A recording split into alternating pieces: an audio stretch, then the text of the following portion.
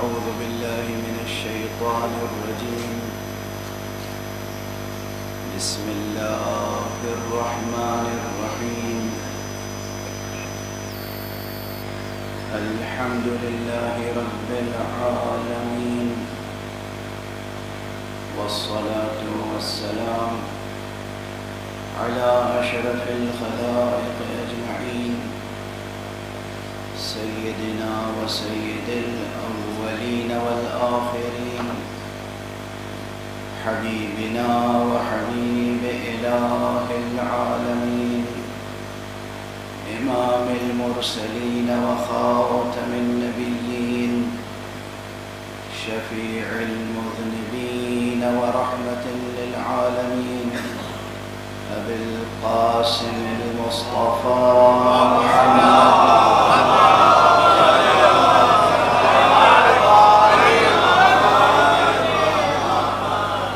وعلى أهل بيته الطيبين الطاهرين الهداة المهديين المعصومين المظلومين، واللعنة الدائمة على أعداء الحق والدين.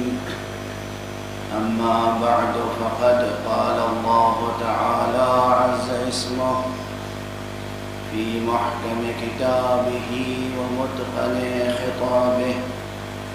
بسم الله الرحمن الرحيم. هو الذي أنزل عليك الكتاب منه آيات محكمات هن أم الكتاب وأخر متشابهات. صدق الله العلي العظيم.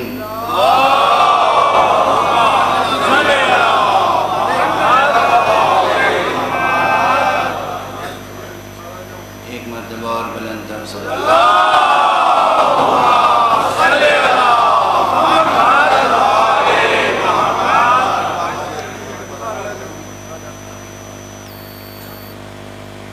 قرآن حکیم کے تیسرے سورہ مبارک ہے آل عمران کی. یہ ایک انتہائی فکر انگیز آیت ہے جو علوم القرآن کے بعض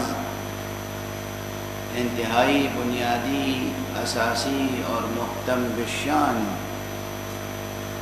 مباحث پر روشنی ڈالتی ہے. اور اسی آیت کریمہ کے ضمن میں امام حسین اور حقائق تعویل کے عنوان سے اس گفتگو کا سلسلہ جاری ہے. اذہان عالیہ میں محفوظ ہوگا جو کچھ اب تک یہ فقیر عرض کر سکا ہے. قرآن مجید کے آیات کے تعلق سے محکمات اور متشابہات کی بحث بہت عظیم الشان ہے، اور بزرگان علماء میں سے ہر عالم نے اپنے اپنے انداز سے تعریف کی ہے. تو اب طالب علمانہ گفتگو کا تقاضا یہ ہوتا ہے کہ کسی نتیجے تک پہنچنے کے لیے جتنے علماء پہلے نظریے پیش کر چکے ہیں ان سب پر نظر ڈالی جائے، اور پھر کوئی بات اس سے اخذ کی جائے نتیجے کے طور پر. اس لیے کہ کہنے والوں نے تو بہت کچھ کہا، لیکن یہ سب کہنے والے غیر معصوم ہیں. حرف آخر صرف کلام معصوم ہے. اگر کہیں معصوم کا کلام موجود ہے اور یہ ثابت ہے کہ معصوم کا کلام ہے تو بس وہاں بات ختم ہو گئی. کلام معصوم وہ حد ارتقاء ذہن بشری ہے کہ جس آخری حد پر جا کر انسانی ذہن مطالب قرآنیہ کو اخذ کر سکتے ہیں. لیکن بات اگر کلام معصوم تک نہیں پہنچی تو پھر کوئی بھی ہو، کتنا ہی بڑا عالم ہو، اس کا احترام ملحوظ رکھا جائے گا، لیکن اس کی بات کو نگاہ تنقید سے دیکھا جائے گا، اس لیے کہ معصوم نہیں ہے۔ یعنی یہ جسارت نہیں ہے، یہ جرأت نہیں ہے، یہ کسی قسم کی گستاخی نہیں ہے کہ آپ کسی بڑے سے بڑے عالم کی بات پر تنقیدی نگاہ ڈالیں، بلکہ یہ سچی طالب علمانہ شان ہوتی ہے، چونکہ طلب ہے کس کی؟ طلب ہے علم کی۔ علم اور یقین، اس کی طلب بڑی اہمیت رکھتی ہے، اور جب تک اصل معنی تک نہ پہنچ جائے انسان، یقین حاصل نہیں ہوتا۔ یعنی یہ فطرت انسانی ہے، جب تک اصل معنی تک نہ پہنچ جائے یقین حاصل نہیں ہوتا۔ یقین میں اور معنی میں ایک رشتہ ہے۔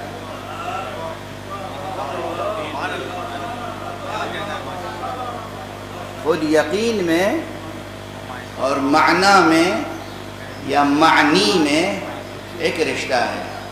ابھی بہت پہلے یہ مجھے یاد آ جاتی ہیں بعض باتیں جو ممبر سے خود کہہ چکا ہوں، چاہے وہ 20 برس پہلے کہی ہوں یا 25 برس پہلے کہی ہوں، تو میں نے توجہ دلائی تھی کبھی کہ معنی اور معنی ان دونوں میں بھی فرق ہے۔ کبھی کبھی تو آڈینس میں ایسے افراد سے ملاقات ہو جاتی ہے کہ جو عجیب و غریب انداز سے مجھ پر علم کے دروازے کھولتے ہیں۔ مثلا کبھی کبھی میں نامتناہی کہتا ہوں اور کبھی لا متناہی کہتا ہوں، تو لوگ سوال کرتے ہیں کہ ہم سوچتے رہتے ہیں کہ یہ غلط کب کہہ رہے ہیں، صحیح کب کہہ رہے ہیں۔ اب وہ بتانا پڑتا ہے کہ بھئی دونوں صحیح ہیں، لا متناہی یہ عربی کی ترکیب ہو گئی اور نامتناہی فارسی کی ترکیب ہو گئی، دونوں درست ہیں، تو دونوں غلط نہیں ہیں۔ معنی یہ بھی ایک کلمہ ہے اور معنی وہ بھی ایک کلمہ ہے، اور دونوں الفاظ کے معانی میں فرق اور امتیاز اور تفاوت بھی ہے۔ ایک صلوات پڑھ دیجیے۔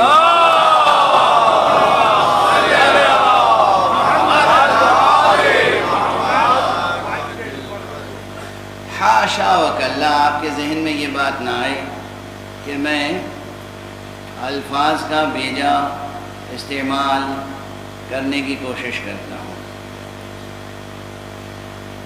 دقیق حکیمانہ مسائل، فلسفیانہ مسائل، اس کو ان کی مخصوص اصطلاحوں سے نکال کر عام فہم انداز میں پیش کرنے کی کوشش کرتا ہوں، لیکن ساتھ ساتھ میری ایک کوشش یہ ہوتی ہے کہ زبان کا ایک ادبی اور علمی معیار برقرار رہے۔ اور اپنے ایک دوست سے گفتگو ہو رہی تھی، وہ بھی عالم ہیں اور خطیب ہیں، اور کسی تیسرے خطیب پر تبصرہ ہو رہا تھا، گزشتگان میں سے جو گزر گئے، موجودہ لوگوں کی بات نہیں کر رہا ہوں، پروردگار ان کے درجات بلند فرمائے۔ تو بات یہ ہو رہی تھی کہ بھائی فلاں کے اسلوب میں کیا آپ کو اچھی بات لگتی ہے اور فلاں کے اسلوب میں کیا اچھی بات لگتی ہے۔ تو کسی ایک صاحب کے بارے میں یہ تبصرہ کیا انہوں نے کہ بھائی وہ بہت سلیس گفتگو کرتے تھے، جو بالکل عام انسان کی ذہنی سطح پر اتر کر گفتگو کرتے تھے۔ بس وہیں پہ میں نے تبصرہ کیا، میں نے کہا دست ادب جوڑ کے یہ عرض کرنا چاہتا ہوں، میں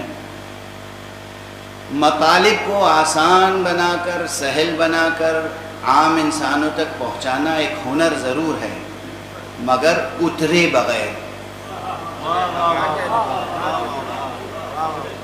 یہ جو آپ نے کہا عام ذہن پر اتر کر، وہ اس میں ایک پہلو ہے، خطیب ممبر حسینی ممبر پر بلند ہوتا ہے، اترنے کا حق اسے نہیں ہے۔ کسی پستی میں اترنے کی بات کر رہا ہوں۔ آپ 1 گھنٹے تقریر کیجئے، بہت آسان تقریر کیجئے، مگر عمدن بھی 2-4 لفظ نئے ضرور استعمال کیجئے تاکہ سننے والے جوان ان نئے الفاظ کی جستجو میں خود کوششیں آغاز کریں۔ اگر آپ نے کوئی ایک نیا لفظ بھی نہیں دیا تو پھر کیا دیا؟ اور فرما رہے ہیں یہ نہیں ہے مقصد کہ اپنی زبادانی کا اظہار کیا جائے، اپنے علم کا اظہار کیا جائے، نہیں، کچھ ایسی بات ضرور کی جائے کہ علم کے نئے دروازے کھلیں، اور علم کی کلید بڑی حد تک زبان ہے، یہ الفاظ، نیا لفظ سامنے آئے گا، نئے معانی کی جستجو ہوگی۔ بہرحال یہ الفاظ اور معانی کی جستجو ہی ہے جو محکم اور متشابہ تک لے جاتی ہے۔ کل میں نے عرض کیا تھا کہ بعض الفاظ ایسے ہیں جن کے معنی میں اجمال ہے، یا ایک طرح کا ابہام ہے، یا ایک لفظ ہے اس کے ایک سے زیادہ معنی ہے۔ یہ بحث ہے علمی، لغوی بھی ہے، ادبی بھی ہے، تفسیری بھی ہے، اصولی بھی ہے۔ ایک لفظ کے ایک سے زیادہ معنی ہوتے ہیں، اور اس کی مشہور ترین مثال کیا ہے؟ آپ سے پوچھوں تو آپ کو دینی چاہیے مثال۔ یہ ضروری نہیں ہے کہ آپ کہیں کسی طالب علم سے پوچھئے، مدرسے میں جا کے پوچھئے، آپ کو معلوم ہونی چاہیے کہ ایک لفظ کے ایک سے زیادہ معنی ہوتے ہیں۔ سامنے کی بات ہے، کتنی بار بحثیں ہو چکی ہیں۔ حضور نے فرمایا من کنت مولا فہذا علی مولا، اور لفظ مولا میں آ کر بحث ہوتی ہے کہ مولا کے کتنے معنی ہیں، ہوتی ہے نہیں ہوتی؟ اب اسی وجہ سے تو لفظ یہ حدیث ماننے کے باوجود اور حدیث کے محکم ہونے کے باوجود لوگوں نے اسے متشابہ بنا دیا۔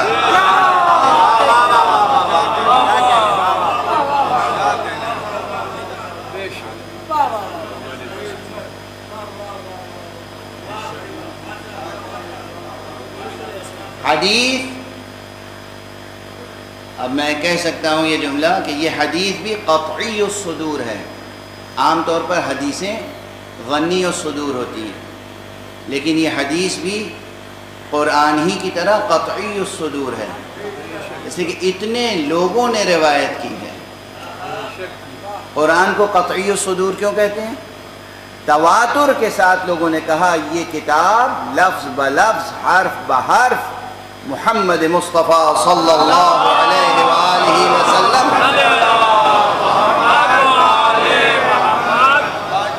سے ہم تک پہنچی بالتواتر، قطعی تواتر۔ تواتر کا یقین حاصل ہو جاتا ہے کہ حضور نے یہ کہا، پوری امت نقل کرتی ہے کہ حضور نے سورہ فاتحہ تعلیم فرمایا، پوری امت نقل کرتی ہے کہ حضور نے سورہ بقرہ تعلیم فرمایا، پوری امت نقل کرتی ہے اسی طرح ہر آیت سے متعلق کہ حضور نے یہ آیت تعلیم فرمائی اور کہا کہ جبرائیل علیہ السلام یہ کلام باری تمہاری ہدایت کے لیے لائے ہیں۔ تو یہ کثیر تعداد میں لوگوں کا بیان کرنا اور نسلاً بعد نسل بیان کرنا، یہ یقین پیدا کر دیتا ہے کہ ہاں یہ کلام اسی طرح حضور علیہ الصلاۃ والسلام نے فرمایا۔ اب یعنی بات تو واضح ہے لیکن واضح تر کر دوں، میں تقریر کر رہا ہوں یہاں پر، 1 گھنٹے تقریر کروں گا، جوں کہ توں تو بہت سے لوگوں کو یاد نہیں رہ جائے گی سوائے ان کیمروں کے، کسی کو یاد نہیں رہ جائے گی، مفہوم یاد رہ جائے گا کہ ہاں یہ باتیں کہی تھیں، اور اس مفہوم کو جب لوگ نقل کریں گے تو ہر شخص اپنی زبان میں نقل کرے گا۔ اور نتیجہ یہ ہوگا کہ بہت سی باتیں میری کچھ کی کچھ ہو جائیں گی، چونکہ الفاظ کا مزاج یہ ہوتا ہے کہ ادھر لفظ بدلا، ادھر مفہوم میں تغیر آیا۔ یہ مزاج تو جانتے ہیں نا، ارے بھائی اوس جسے کہتے ہیں اسی کو شبنم بھی کہتے ہیں، مگر میر انیس نے جہاں اوس استعمال کیا ہے وہاں اگر شبنم استعمال کیجئے تو مفہوم خراب ہو جاتا ہے، اور جہاں شبنم استعمال کیا ہے وہاں اوس استعمال کیجئے تو مفہوم میں لطف کلام میں فرق آ جاتا ہے۔ تو یہ الفاظ اگر ذرا سا بھی بدلے اور پھر الفاظ کے ساتھ اگر کمپوزیشن چینج ہو گیا، جملے کی ساخت بدل گئی، پھر مفہوم، تو 1 گھنٹے میں نے جو کچھ کہا ہے یہ جو سینکڑوں حضرات ہیں یہ ان میں سے ہر ایک اپنے طور پہ نقل کرنا چاہے تو تقریر کا کوئی ایک جز بھی باقی نہیں رہے۔ اب اگر کوئی ایک جملہ ایسا ہو، چاہے 2 لفظوں کا صحیح، 3 لفظوں کا صحیح، 4 لفظوں کا صحیح، جو یہ سینکڑوں کے سینکڑوں سب دہرا رہے ہوں کہ یہ کہا،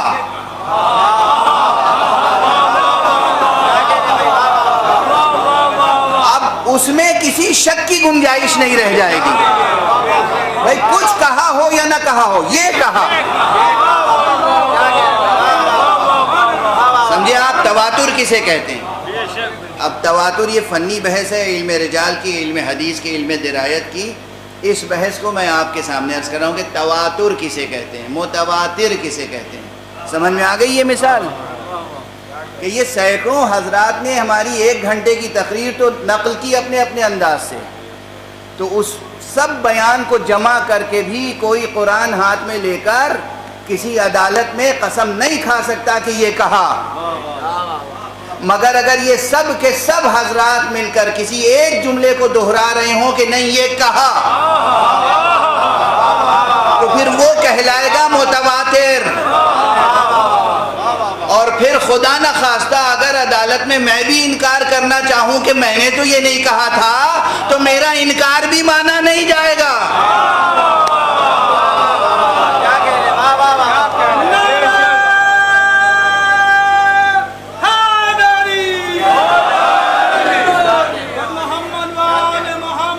یہ تو دنیاوی مثال تھی،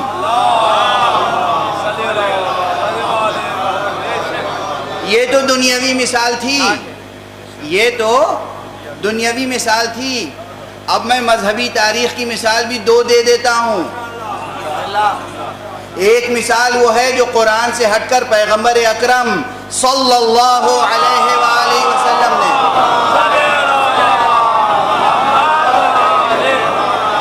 ارشاد فرمایا تھا، 1 گھنٹے سے زیادہ تقریر فرمائی تھی میدان غدیر میں، کم از کم 12 صفحوں پر تقریر لکھی گئی ہے، مگر اس کے ایک ایک جملے دوسرے راویوں نے الگ الگ اپنے اپنے انداز سے نقل کیے، اسی لیے اس میں اشتباہ ہوا کہ یہ کہا تھا یا نہیں، یہ کہا تھا یا نہیں، یہ کہا تھا یا نہیں، مگر جتنے صحابی تھے سب کے سب اس ایک جملے پہ متفق تھے کہ آپ نے فرمایا من کنت مولا فہذا علی مولا۔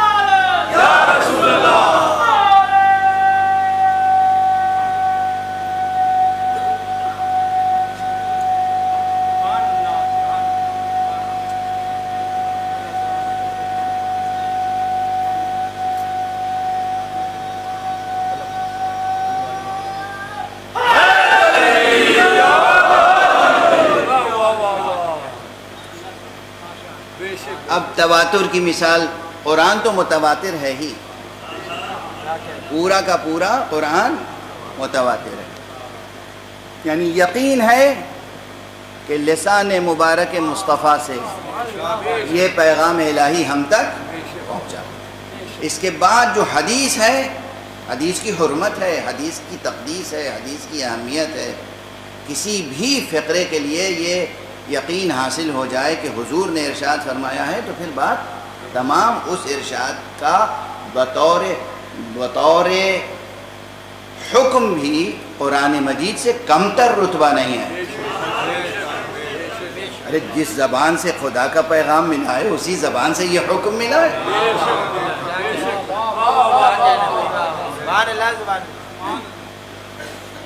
تو یہ حدیث مبارک بھی پورے سرمایہ حدیث میں، جس طرح پورے قرآن کے شروع میں بسم اللہ ہے،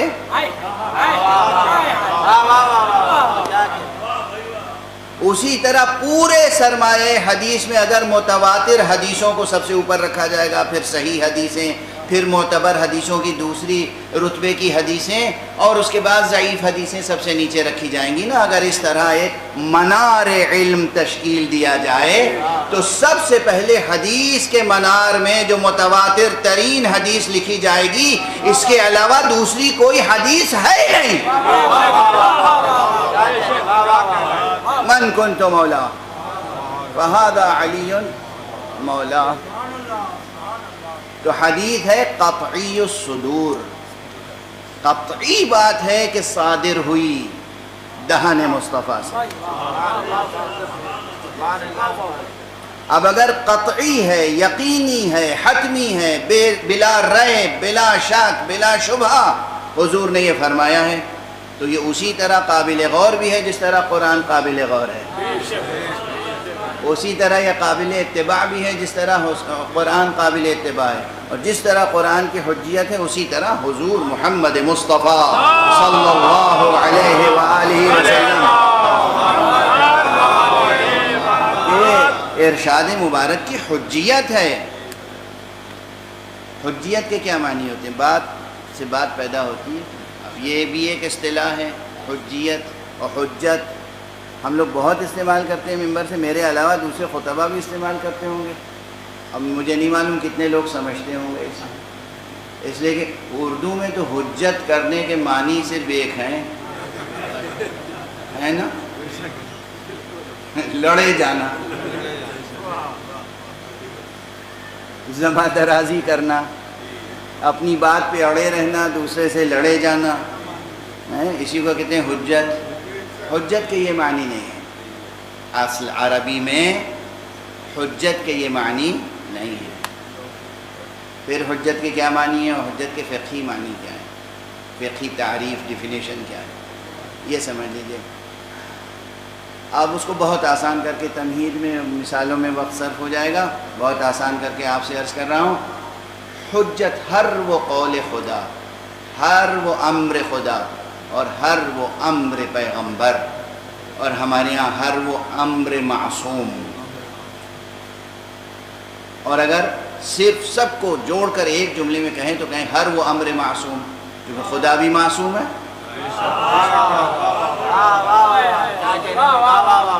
العصمت للہ، اصل عصمت تو خدا کے لیے ہے. خدا معصوم، خدا کا کلام معصوم، خدا کا رسول معصوم، اور پھر رسول جسے کہہ دے معصوم وہ معصوم. ہمارے ہاں خود ساختہ معصوم کا کوئی خانہ نہیں ہے. کوئی ہو، کوئی ہو، کوئی ہو، کوئی ہو، کائناً من کان، کوئی بھی ہو، کوئی خود سے دعویٰ کرے معصوم ہونے کا، ہم اسے معصوم تسلیم نہیں کر سکتے. اور پوری دنیا مل کے کسی کو کہے کہ ہم اسے معصوم بناتے ہیں، تب بھی ہم کسی کو معصوم نہیں سمجھ سکتے.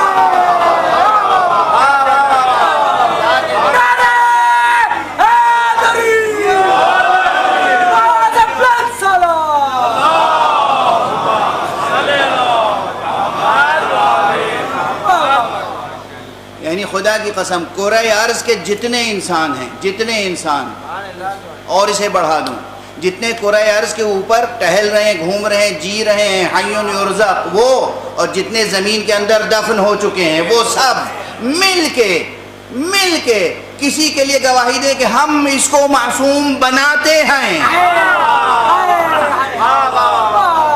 ہم اسے کبھی معصوم نہیں سمجھیں گے، لیکن اگر کوئی ایک معصوم کسی دوسرے کو معصوم کہہ دے تو وہ معصوم ہے۔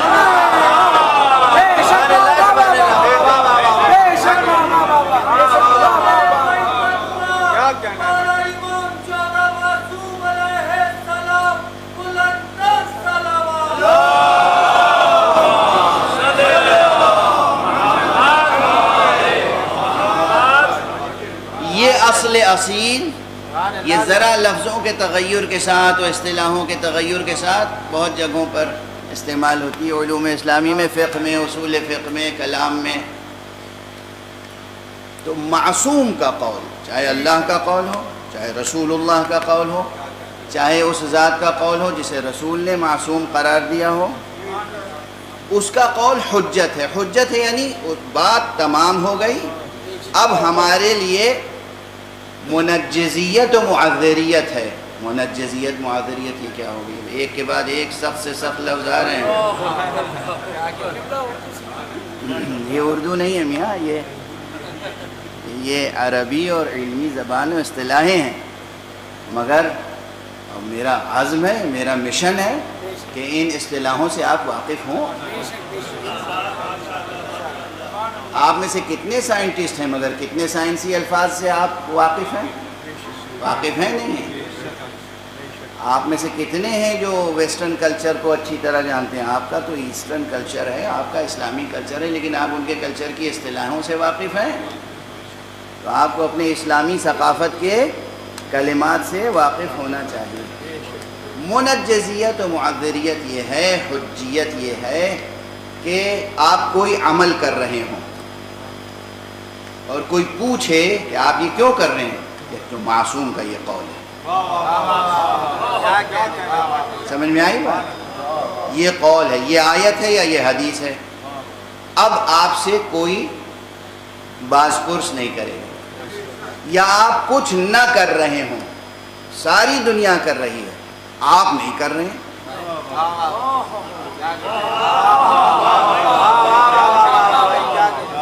بھائی دیکھیے نا، صرف لفظ تو نہیں منتقل ہو رہا ہے نا، تو دل میں جذبہ بھی پیدا ہو رہا ہے نہیں، ارادہ بھی مضبوط ہو رہا ہے نہیں، وہ کردار ہونا چاہیے نا کہ ہوا کے بہاؤ میں بہہ نہ جائیں۔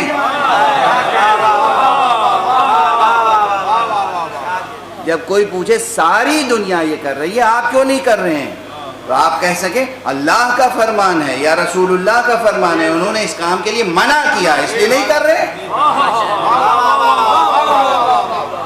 واضح ہوئی بات؟ اور یہ دنیا تک نہیں آئے۔ منجزیت و معذریت کے معنی یہ ہے کہ روز محشر خدا اگر کسی بندے مسلم سے پوچھے، اپنے کسی بندے سے پوچھے تم نے یہ کیوں کیا، کہا ہم تک رسول کا یہ فرمان پہنچا تھا، حساب تمام۔ پروردگار پوچھے تم نے یہ کیوں نہیں کیا، کہا رسول اللہ کی کوئی حدیث نہیں تھی ہمارے سامنے، یا یہ ارشاد تھا جس میں منع کیا گیا تھا، حساب تمام۔ تو چاہے انسان کے سامنے ہو یا خدا کے سامنے، جس دلیل کے ساتھ انسان اپنے عمل کو بچا سکے، اپنے کردار کو بچا سکے، وہ ہے حجت۔ اب بتائیے آپ کی حجت کہاں ہے اور یہ حجت کہاں ہے؟ حجت یعنی دلیل۔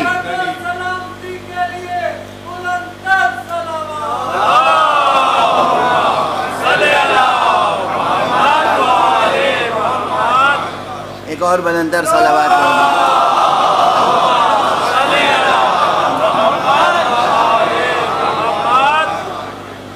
اچھا آپ دیکھیے، میں تو دیکھ رہا ہوں کہ یہ مشکل بحثیں ہیں اور آپ ماشاءاللہ محظوظ ہو رہے ہیں، آپ واہ واہ بھی کر رہے ہیں اور سبحان اللہ بھی کر رہے ہیں اور صلوات بھی پڑھ رہے ہیں۔ اس کے معنی یہ ہے کہ پیغام منتقل ہو رہا ہے۔ اچھا اب کیا یہ صرف میں نے اصطلاحیں بتائیں اور الفاظ نئے نئے استعمال کر لیا آپ کے سامنے اور کوئی اس کا اثر نہیں ہے؟ اثر تو ہوگا، اثر تو ہونا چاہیے۔ یہ پیغام تو اسی میں نہفتہ ہے، اسی میں یہ پیغام موجود ہے کہ اگر کوئی حکم خدا اور حکم رسول سامنے ہے اور اس میں کسی چیز سے روکا گیا ہے تو بس ہمیں رکنا ہے، چاہے پوری دنیا وہ کام کرے یا نہ کرے۔ ہمیں دنیا سے غرض ہے یا خدا سے، خالق دنیا سے؟ دنیا سے غرض ہے یا خالق دنیا سے؟ دنیا بھر کے مدرسوں میں، مکتبوں میں، یونیورسٹیز میں، بازاروں میں، ایوانوں میں دنیا پرست بنایا جاتا ہے۔ یہ ہے مدرسہ حسینی جس میں خدا پرست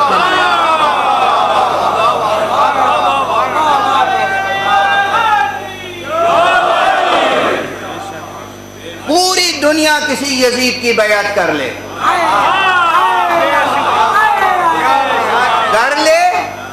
ہم نہیں کرتے۔ پوری دنیا کسی خاطی کو خاطی نہ کہے، ہم خاطی کو خاطی کہیں گے۔ تو یہ ہوتی ہے حجیت، یہ ہے معذریت، یہ ہے منجزیت۔ کسی عمل کو انجام دینے کے لیے کافی ہے کہ دلیل ہاتھ میں ہو۔ کیا دلیل؟ قال اللہ قال رسول اللہ۔ کبھی کبھی دلیل نہ کہہ کر اسے حجت کہتے ہیں، کبھی حجت نہ کہہ کر اسے علم کہتے ہیں۔ لفظ علم کا اطلاق کبھی کبھی صرف حجت اور دلیل کے معنی میں ہوتا ہے، اس لیے کہ حجیت علم کی ذاتی خصوصیت ہے۔ علم سے حجیت کو کوئی جدا نہیں کر سکتا، یعنی اگر علم ہے تو اس کے مطابق عمل کرنا پڑے گا، اور اگر علم ہوتے ہوئے عمل نہیں کیا تو پھر گناہگار ہوگا انسان، پھر گناہگار ہوگا انسان۔ تو علم کی یہ حجیت جو ہے یہ ذاتی وصف ہے۔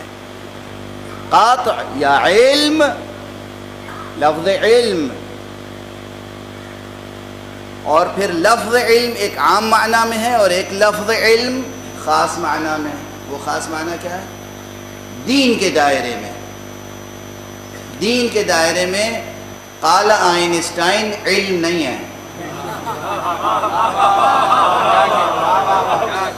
قال نیوٹن علم نہیں ہے، قال ایڈم اسمتھ علم نہیں ہے، قال کارل مارکس علم نہیں ہے۔ بس دو ہی ہیں، قال اللہ قال رسول اللہ صلی اللہ علیہ وآلہ۔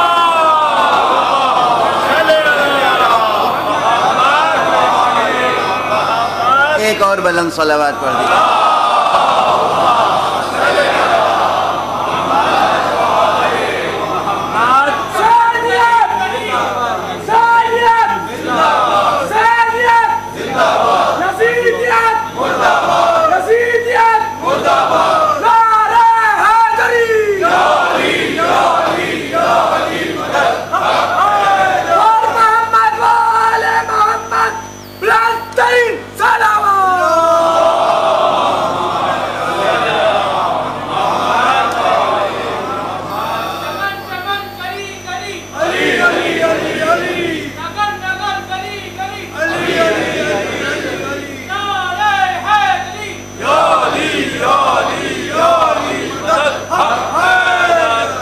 ماشاءاللہ۔ آپ حضرات یہ نعرے لگاتے ہیں، جس ذہن کی بھی تخلیق ہے، کیا اچھی تخلیق ہے۔ بے شک بے شک۔ آخر میں جو ختم ہوتا ہے حق حیدر، اس میں کیا معنی ہے؟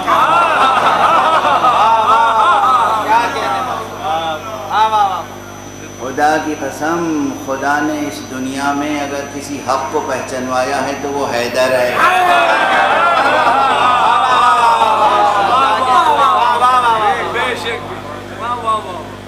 وہی حق ہیں اور وہی حق ہیں اور بس وہی حق ہیں۔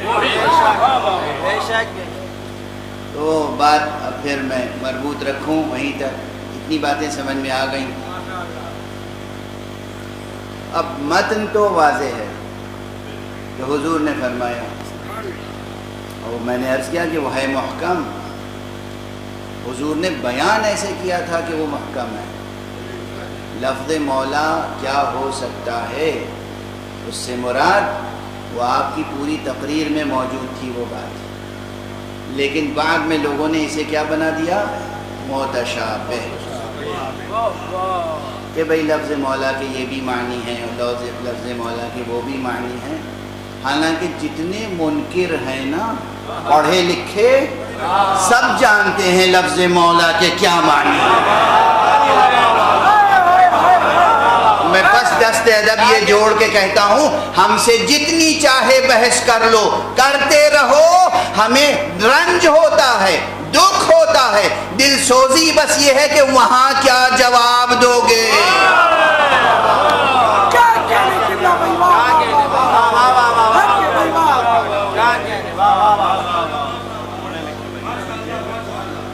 ہم کوئی تمہارے محاسب ہیں؟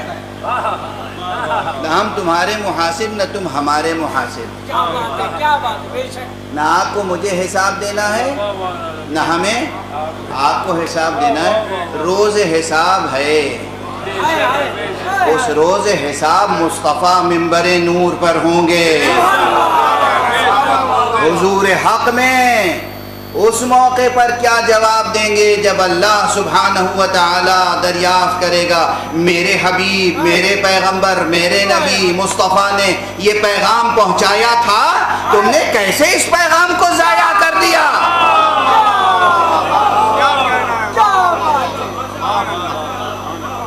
اور ہمیں جواب نہ دیں، ہم سے دلیل و حجت و بحث کرنے سے کیا فائدہ ہے؟ ہر شخص اپنا اپنا جواب تیار رکھے روز حساب کے لیے، ہر فرد۔ اور آپ سے بھی دست ادب جوڑ کے یہی عرض کرتا ہوں، زیادہ مناظرے نہ کیا۔ اور ہمارے ہر شخص مناظرے کرتا ہے، بھئی ہر شخص کو مناظرے کا حق دیا ہی نہیں دیا ہے، مناظرے نہ کیا، بلا وجہ اپنی توانائی ضائع نہ کیجیے۔ اگر کوئی تاریکی میں رہنا چاہتا ہے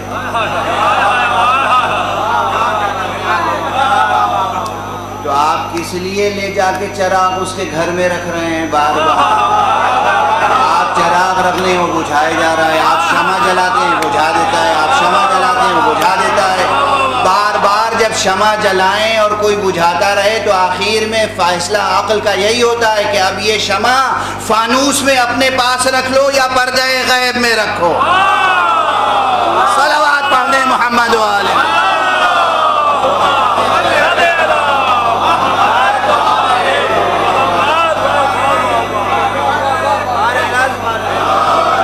فانوس غیب میں شمع رکھ دو، شمع روشن رکھو، اور جب بھی وہ تاریکی پسند ہوش میں آ جائے اور نور کی طلب ہو تو شمع حاضر کر دو۔ صلوات پڑھ دیں محمد والے۔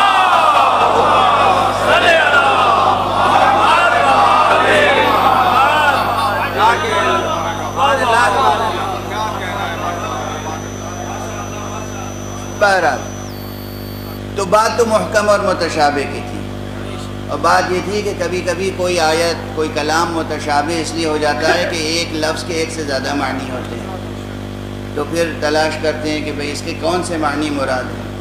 اگر واقعی سمجھ میں نہ آئے تو وہ متشابہ اس کو کہہ دیتے ہیں۔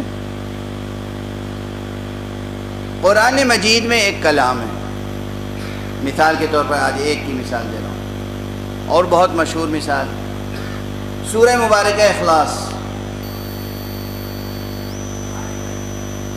بسم اللہ الرحمن الرحیم، قل هو اللہ احد اللہ الصمد لم یلد ولم یولد ولم یکن له کفوا احد۔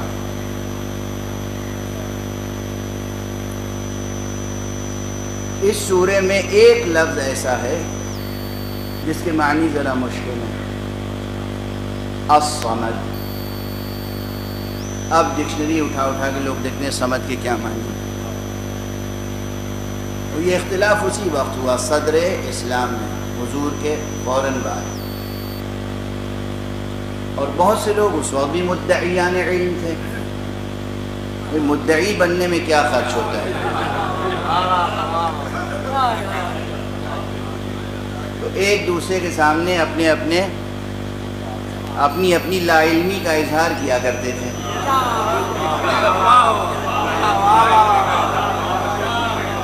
اور تفریقے ہوا کرتے تھے. ہمیشہ یہی ہوتا ہے، میں یہ سمجھتا ہوں اور میں یہ کہتا ہوں. بھئی یہ بتائیے خدا کیا کہتا ہے، اور یہ بتائیے کہ رسول کیا سمجھتے ہیں. یہ مت بتائیے کہ آپ کیا سمجھتے ہیں اور آپ کیا کہتے ہیں. دین کی راہ میں، بلکہ دنیا و آخرت کی راہ میں انسانوں کو بس یہ بتائیے خدا کیا کہتا ہے اور رسول کیا فرماتے ہیں اور رسول کیا سمجھتے ہیں. یہ زحمت نہ فرمائیں کہ میں یہ سمجھتا ہوں. آپ کیا اور آپ کی سمجھ کیا. کوئی بھی ہو، کائناً من کان، کوئی بھی ہو، خدا کیا فرماتا ہے اور حضور علیہ السلام کیا فرماتے ہیں اور حضور کیا سمجھتے ہیں اور کیا سمجھاتے ہیں. یہ ہے آخری بات.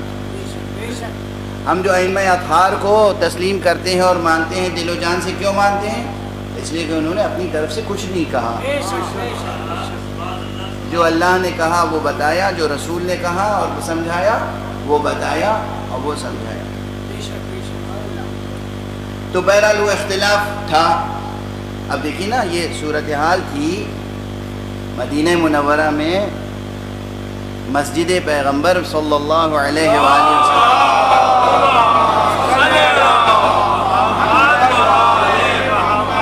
خود حیات پیغمبر میں یہ کیفیت تھی کہ حضور موجود ہیں، حضور کے اوپر ایمان لا چکے ہیں، حضور کے ہاتھوں پہ بیعت کر چکے ہیں. اس کے بعد لوگ ادھر ادھر یہودی علماء کے پاس جا کے بیٹھتے تھے اور آ کے حضور کے سامنے نقل کرتے تھے، فلاں عالم یہ کہہ رہا تھا اور فلاں عالم یہ کہہ رہا تھا.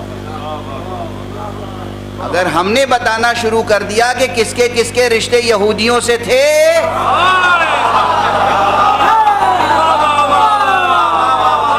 تو بہت مشکل ہو جائے گی.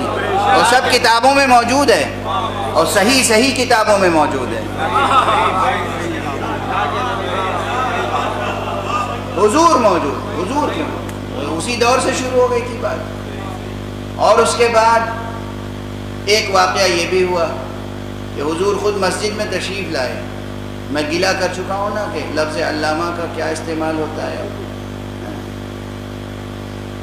حضور مسجد میں تشریف لائے تو دیکھا کہ ایک حلقہ بنا ہوا ہے اور ایک صاحب گویا شمع محفل بنے ہوئے.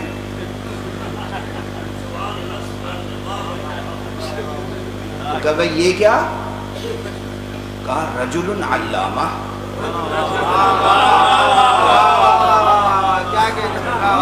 اب ذوقی علامہ کی کہاں تک تاریخ پہنچی ہے.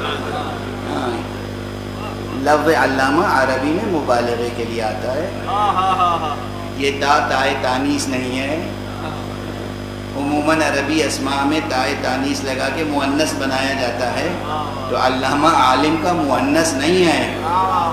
علامہ یعنی بہت علم رکھنے والا، فہامہ یعنی بہت فہم رکھنے والا ہے. مبالغے کے لیے ہر زبان کی اپنی جمالیات ہوتی ہے. تو کہا یہ بہت علم رکھنے والا شخص ہے. حضور کے سامنے اس کا ذکر کر رہے ہیں، یہ بہت علم رکھنے والا شخص ہے. کیا ذوق ہے ماشاءاللہ. حضور سے کہہ رہے ہیں یہ بہت علم رکھنے والا ہے. کہا کیا مطلب بہت علم رکھنے والا؟ کہا انساب عرب سے خوب واقف ہے، اشعار عرب سے خوب واقف ہے. کہا اسے علم نہیں کہتے.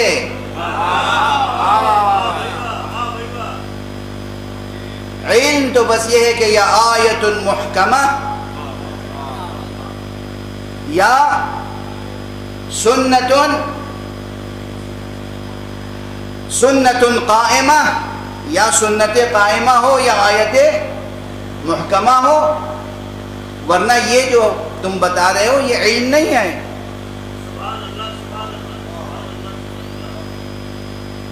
یہی صورتحال آج تک ہے کہ یا قول خدا ہو یا پھر قول رسول صلی اللہ علیہ وسلم.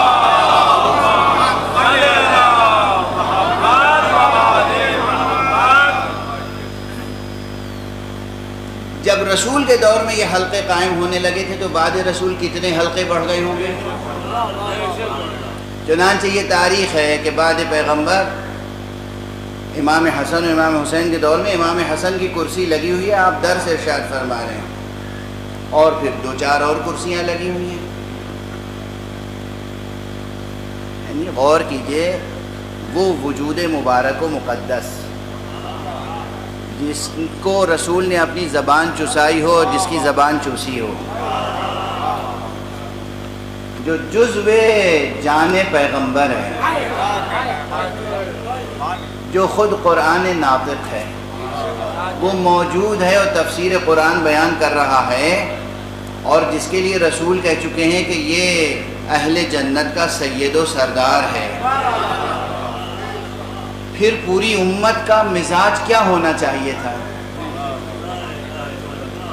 سب بیٹھ کر سنتے، ہمتن گوش ہوتے، دل کے کانوں سے سنتے کہ جزو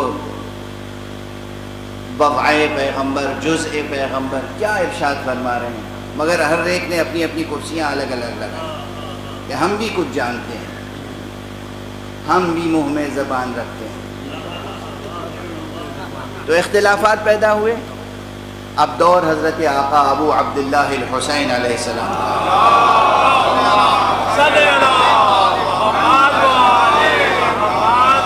اب یہ یاد رکھیے کہ یہ کتنا بھی ظلم کیا ہو امت نے، عوام نے یا عوام و خواص نے مل کر، لیکن ذہنوں میں، دلوں میں ان کی عظمت راسخ ضرور تھی۔ یعنی ان کی علمی مرجعیت تھی سب کے ذہن میں۔ مرجعیت سمجھے، مرجع یعنی جہاں پلٹ کے آئے انسان اپنے آخری فیصلے کے لیے، اسے کہتے ہیں علمی مرجعیت، ٹھیک ہے نا؟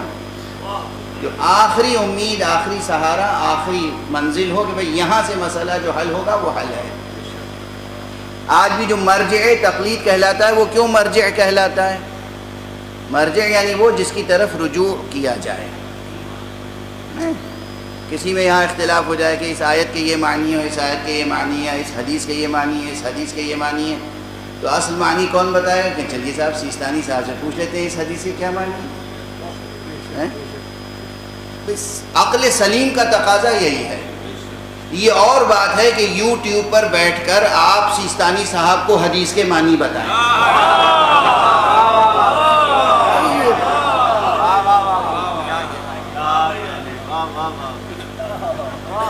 اور ہمارے یہاں وہ چاہے سیستانی صاحب ہوں یا آغائے خامنئی ہوں، یہ جو مراجع ہیں، مراجع کس لیے مراجع کہلاتے ہیں؟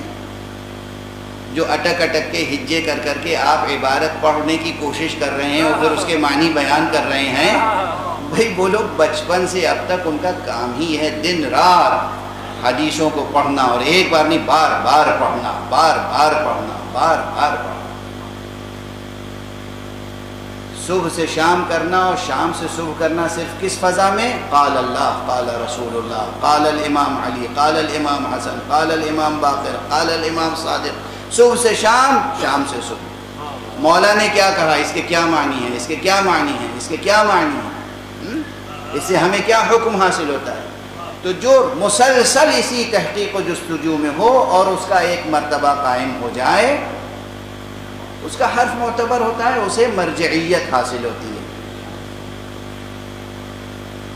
آپ کی مغربی یونیورسٹیز میں بھی یہی ہوتا ہے، آپ پی ایچ ڈی کرتے ہیں تو کسی کے سپرویژن میں کرتے ہیں، کوئی گائیڈ ہوتا ہے۔ آپ بھی بالغ ہیں، وہ بھی بالغ ہیں، آپ کو بھی لکھنا پڑھنا آتا ہے، اسے بھی لکھنا پڑھنا آتا ہے، تو جب پی ایچ ڈی کر رہے ہیں تو کسی گائیڈ کی کیا ضرورت ہے آپ کو؟ ہے نہیں؟ نہیں، آپ جب ریسرچ کر رہے ہیں تو ایک گائیڈ ہر دنیا کی ہر یونیورسٹی میں ہوتا ہے۔ اس گائیڈ کا کہا ہوا کچھ اثر رکھتا ہے نہیں، کچھ وزن رکھتا ہے نہیں۔ اب وقت تو بہت تیزی سے گزر گیا، کیا کروں، مگر میں اپنے اسلوب سے آج دھیرے دھیرے بات آگے بڑھا رہا ہوں۔ آپ سب کو ماشاءاللہ شاعری کا بھی بہت شوق ہے، تو ایک واقعہ سن لیجیے لکھنؤ کا۔ جناب مرزا دبیر، کوئی چھوٹا نام نہیں ہے، سب جانتے ہیں۔ جناب مرزا دبیر نے شاعری شروع کی، اور انہوں نے اپنا کلام کسی استاد کو دکھایا، اس استاد نے کوئی ایک لفظ بدل دی، وہاں پر ایک لفظ کو بدل دیا۔ اب وہ لکھنؤ والے ہی کہتے ہیں لفظ بدل دی، دلی والے کہتے ہیں لفظ بدل دیا، تو یہ بھی دونوں جملے صحیح تھے، غلط نہیں تھے۔ اچھا، جناب مرزا دبیر مطمئن نہیں ہوئے اپنے اس استاد کی اصلاح سے، تو گئے جناب شیخ ناسخ کے پاس، اور شیخ ناسخ سے کہا میں نے یہ مصرع کہا تھا، استاد نے یہ اصلاح کی ہے۔ کہاں استاد نے صحیح اصلاح کی ہے؟ کہنے لگے حضور وہ کتاب میں یہ لکھا ہے، ناسخ بڑے جلالی تھے، شیخ ناسخ کہلاتے تھے، انہوں نے ڈنڈا اٹھایا اور دوڑانا شروع کیا، کہا تم مجھے کتاب کا حوالہ دیتے ہو؟ کتاب پڑھتے پڑھتے میاں ہم خود کتاب ہو چکے ہیں، ہمارا کہا حجت ہے، کبھی استاد کے سامنے کتاب کافی نہیں ہوتی۔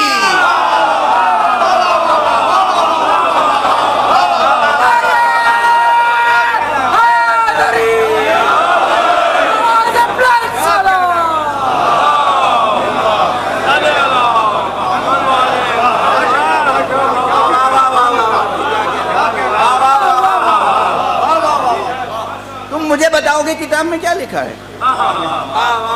دبیر مرزا صاحب خاموش گھر آ گئے، استاد کی اصلاح دل و جان سے قبول کر لی۔ استاد استاد ہوتا ہے تو مرجع مرجع ہوتا ہے۔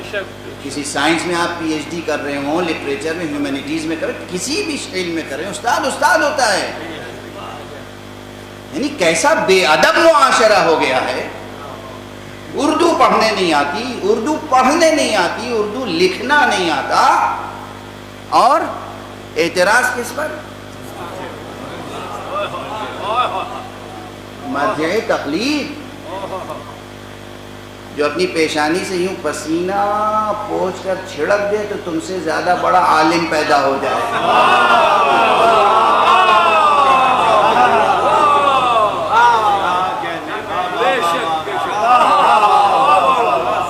آپ کیا سمجھتے ہیں اپنے علماء کو؟ کیا سمجھتے ہیں اپنے علماء؟ بغیر چشم کرم باب علم کوئی عالم نہیں بنتا۔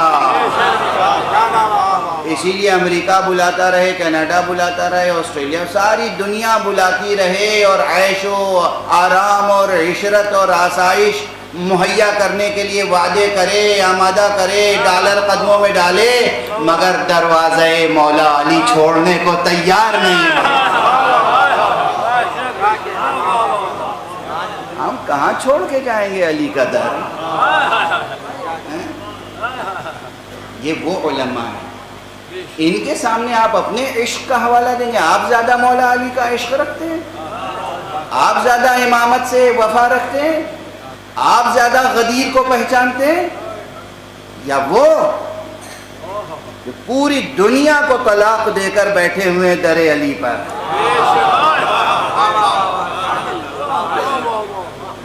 بہرحال بس اتنا جملہ کافی۔ ایک ہوتی ہے علمی مرجعیت، جہاں ہر شخص سوچتا ہے کہ ہاں یہاں سے جواب ملے گا، تو کرسیاں تو سب نے لگا لی تھیں، مگر ذہن میں یہ تھا کہ ملے گا جواب تو وہاں سے ملے گا۔ تو آقا حسین علیہ السلام کے دور کا واقعہ ہے کہ سب کے سب لفظ صمد میں مختلف بھی ہو گئے۔ تو صمد کے کیا معنی ہے؟ ابھی بھی لفظ صمد کی بھی تشریح کروں اور وجہ اختلاف بتاؤں تو وقت چاہیے، لیکن اللہ نے تو خود صمد کے معنی وہیں لکھ دیے ہیں۔ آگے کی پوری عبارت صمد کے معنی کی تشریح ہے۔ یہ رہنمائی کس نے فرمائی؟ جو جان قرآن تھا، جو قرآن ناطق تھا، حضرت ابو عبداللہ الحسین علیہ السلام۔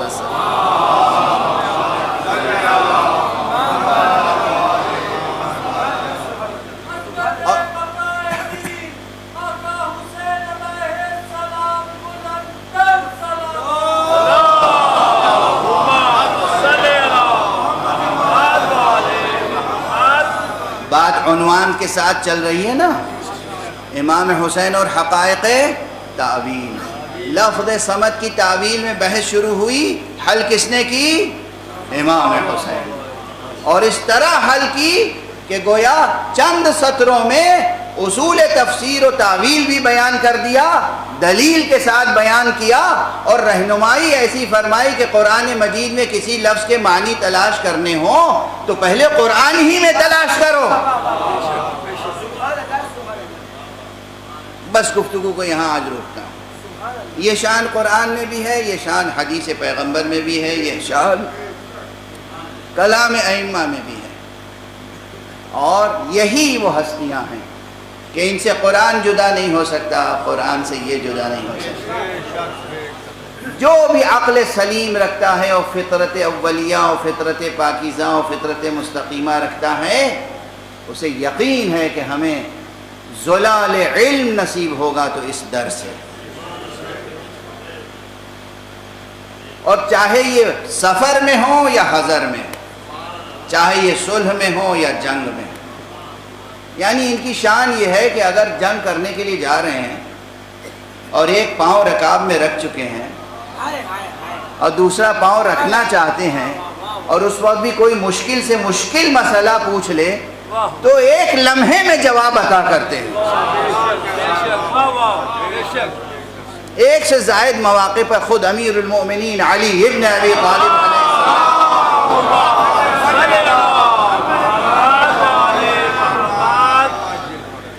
کی سیرت طیبہ میں یہ واقعات موجود ہیں، اور دیگر ائمہ کی شان میں بھی یہ واقعات موجود ہیں.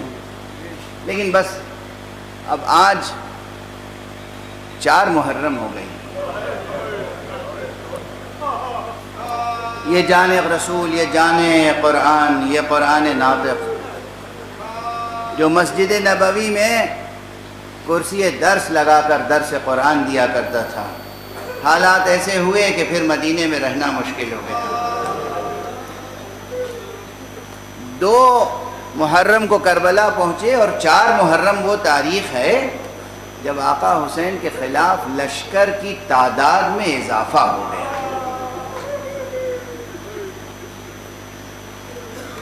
دھیرے دھیرے اب لشکر بڑھ رہا ہے. ادھر لشکر مخالفوں کا بڑھ رہا ہے اور ادھر آقا کی تنہائی میں اضافہ ہو رہا ہے. جو دنیا طلب ہے وہ ساتھ چھوڑ چکے ہیں، اور جو حق شناس ہیں ان کے ثبات قدم میں اضافہ ہوتا جا رہا ہے. اب وقت بالکل نہیں رہ گیا، اس لیے بہت تیزی سے آج جی چاہتا ہے کہ آقا کے اصحاب میں سے ایک ایسے صحابی کا تذکرہ کروں، آپ کے جانثاروں میں سے ایک ایسے جانثار کا جس کی ایک بڑی عظیم الشان تاریخ ہے، اور قیامت تک جتنے افراد بشر ہیں، جتنے انسان ہیں، ان تمام انسانوں کے لیے ایک بڑا نمونہ عمل اس کا کردار ہے. دیکھیے آقا امام حسین تو معصوم ہے، کوئی بھی غیر معصوم حسین نہیں بن سکتا. ہاں ان سے ہم ہدایت لیں گے، روشنی لیں گے، اور کوئی یہ سمجھ لے کہ ہم حسین بن سکتے ہیں، ناممکن. اور وہ تو معصوم ہیں، 14 معصومین میں سے ہیں، 12 اماموں میں سے ہیں. کیا کوئی علی اکبر بن سکتا ہے؟ کیا کوئی قاسم بن سکتا ہے؟ نہیں. ہم ان کے تذکرے کرتے ہیں اور ان سے اپنے دل و جان میں ایمان کی روح پھونکتے ہیں، اپنے یقین میں اضافہ کرتے ہیں، ان کو خراج عقیدت پیش کرتے ہیں، لیکن ہم بن نہیں سکتے. لیکن چند کردار یہ جو اصحاب کے ہیں، یہ تمام انسانوں کے لیے حجت بن جاتے ہیں. اگر حر یہ کر سکتا ہے کہ دنیا کو ٹھوکر مار دے تو ہم کیوں نہیں ٹھوکر مار سکتے؟ اگر زہیر قین یہ کر سکتے ہیں تو ہم کیوں نہیں کر سکتے؟ حر کیا بنی ہاشم میں سے تھے؟ حر کیا آل رسول میں سے تھے؟ زہیر قین کیا آل رسول میں سے تھے؟ نہیں، اشراف میں سے تھے. اچھا خاندان تھا، صحیح النسب، اچھا بڑا خاندان ضرور تھا، تو یہ دونوں کردار بطور خاص بہت اہمیت رکھتے ہیں۔ یوں تو جون کی مثال کوئی معمولی مثال ہے۔ ایک حبشی غلام، چہرے کی رنگت سیاہ،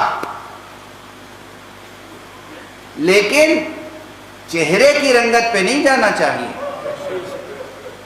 دل کتنا روشن تھا جون کا۔ اتنی مثالیں ہیں عام انسانوں کے لیے کربلا میں کہ جس کی بنا پر یہ کہہ رہا ہوں اور سب کہتے ہیں، کربلا تمام عالم انسانیت پر حجت قائم کر دیتی ہے۔ کوئی گورا ہو، کالا ہو، کوئی حبشی ہو، کوئی یمنی ہو، کوئی عربی ہو، کوئی عجمی ہو، کوئی انسان ہو، کوئی خاطی گناہگار ہو یا کوئی متقی و پرہیزگار ہو، جتنے بھی افراد بشر ہیں سب پر کربلا میں حجتیں موجود ہیں۔ بس چند جملوں میں، حالانکہ آپ گریہ کرنے کے لیے آمادہ ہیں، میں کسی کا بھی تذکرہ کروں تو آپ گریہ کریں گے، لیکن زہیر کے تعلق سے 2-3 جملے عرض کریں۔ مکے سے جب آقا حسین چلے ہیں تو 8 ذی الحجہ کو آقا چلے تھے، اور حج تمام کر کے زہیر بھی مکے سے کوفے کی طرف روانہ ہو گئے، تو گویا 1-2 منزلوں کا فاصلہ تھا۔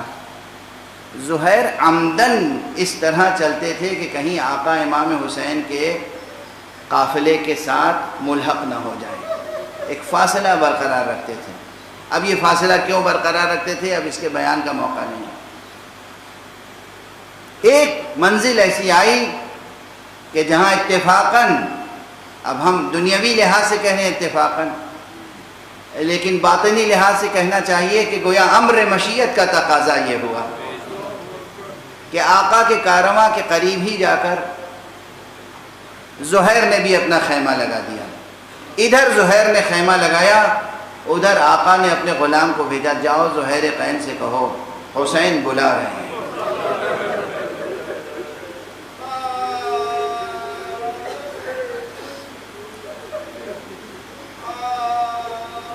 اب خیمے میں زہیر ہیں، اور زہیر باحیثیت انسان تھے، دانشور تھے، شجاع تھے، بہادر تھے، اپنے وقت کے نامی گرامی تھے، کوئی معمولی انسان نہیں تھے۔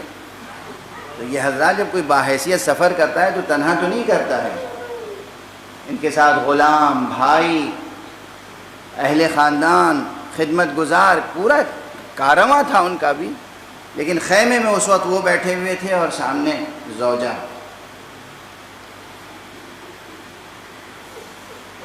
جب قاصد کی بات سن کے آئے تو چہرے پر تفکر کے آثار تھے، جیسے سوچ میں ڈوب گئے۔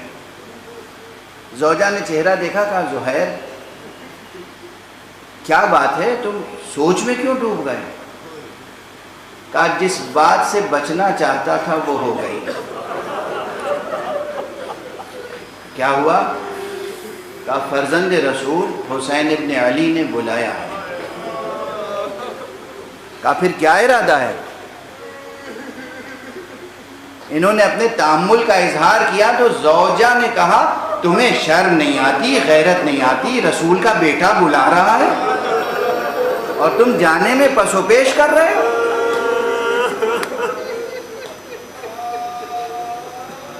ایسی بامعرفت بیویاں ہونی چاہیے۔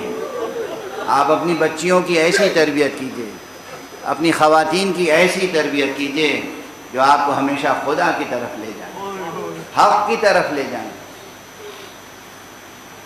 زہیر نے کہا نہیں میں جاتا۔ اٹھے، آقا کی خدمت میں گئے۔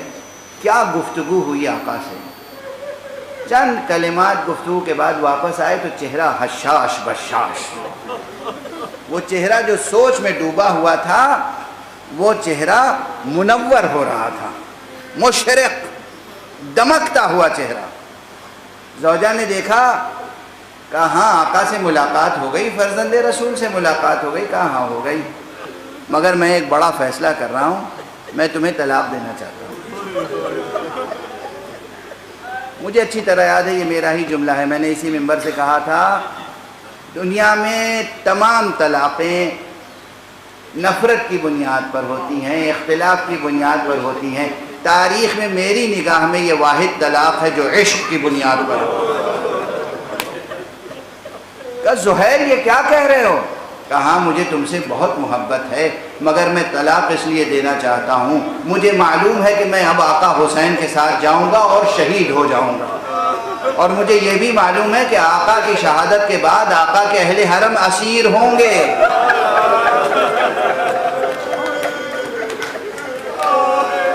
میں اپنی جان تو دے سکتا ہوں مگر تمہاری اسیری مجھے قبول نہیں۔ اجرکم علی اللہ، اجرکم۔ آئے آقا حسین، زہیر کو قبول نہیں ہے کہ اس کے گھر کی خواتین اسیر ہو جائیں، مگر آقا حسین کی شہادت کے بعد زینب بھی اسیر ہے، ام کلثوم اسیر ہیں، رباب اسیر ہیں، لیلا اسیر ہیں، سکینہ اور رقیہ اسیر ہیں۔ اجرکم علی اللہ، اجرکم علی اللہ۔ اس نے اپنا فیصلہ سنا دیا، فیصلہ نافذ کر دیا۔ یہ بی بی جدا ہو کے گئی نہیں کہیں، اب دو خیمے لگنے لگے، لیکن وہ دونوں خیمے ساتھ ساتھ چل رہے ہیں آقا حسین کے ساتھ، یہاں تک کہ کربلا آ گئی۔ کربلا میں یہاں تک کہ عاشور کا دن آ گیا، قربانیاں شروع ہوئیں۔ عاشور کو آقا حسین نے زہیر کو بڑا منصب دیا تھا۔ میں نے کہا نا زہیر کی شخصیت بلند تھی، اگر پوری 1 گھنٹے سوا گھنٹے کی تقریر زہیر کی شخصیت پر ہو تو کافی نہیں ہوگی۔ زہیر کو آقا نے پہلا منصب تو یہ دیا کہ جو آپ کا حفاظتی دستہ تھا اس کا راس و رئیس بنایا۔ یعنی حضرت عباس کا تو اپنا مرتبہ ہے، وہ بھائی ہیں، علمدار ہیں، وہ سب کچھ ہیں حسین کے لیے، لیکن پھر بھی کچھ وظیفے، کچھ کام بانٹے تھے، تقسیم کیے تھے لوگوں میں، کچھ وظائف۔ تو زہیر قین مولا کے محافظ، مولا کے خیمے کے دروازے پر کھڑے رہتے تھے، جب بھی کوئی آتا تھا پوچھتے کون ہو تم، اور جب کوئی کہتا تھا کہ آقا حسین سے ملنا ہے تو کہتے تھے تمہارے ساتھ اسلحہ تو نہیں ہے، اسلحہ یہاں رکھ دو تب جانے دوں گا ورنہ نہیں جانے دوں گا۔